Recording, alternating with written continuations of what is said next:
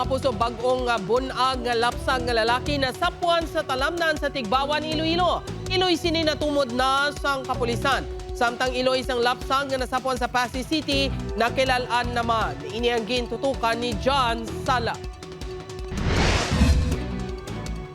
Bangod kuno sa kakulba sa iya ginikanan, nagmatumatong first-year college student nga si alias Maria, nga ibon na kagiya kaugalingon nga bata sa talamnan malapit sa ilang balay sa barangay Nagpa, Tigbawan, Iloilo. Suno sa hepe sa Tigbawan MPS, nagaangot pa kuno ang umbilical cord sang lapsag nga naputo sa lampin sang nasapuan ini sang isa ka residente.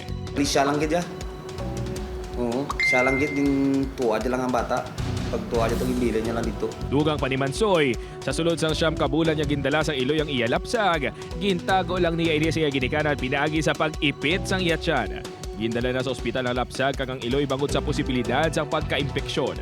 Ang plasinta sang ara pa sa busong sa nanay. Sa pagkatulit nato dito sa atong kapulisan, kinailanan na sa base posibilidad nga na-infeksyon siya.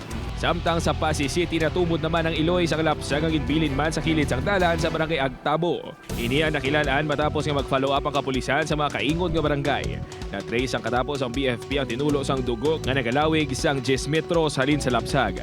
Gindalang Iloy sa ospital samtang yara na sa maayong kaimtangan ng lapsag sa CSWDO. Sa namlag lang isa man kalapsag ang nasapuan sa banwa sang Pabhiya. Nakilala naman ang Iloy City nga isa ka minor de edad. Bangod sa asod-asod nga mga insidente sang pagbilin sa mga lapsag, panawagan sa kapulisan sa publiko. Dapat maging responsible sila.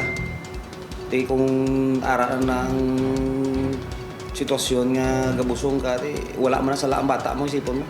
Inyo man na inobrahan, dapat be responsible lang. Upo kay Hans Desierto, John Sala. One Western Visayas.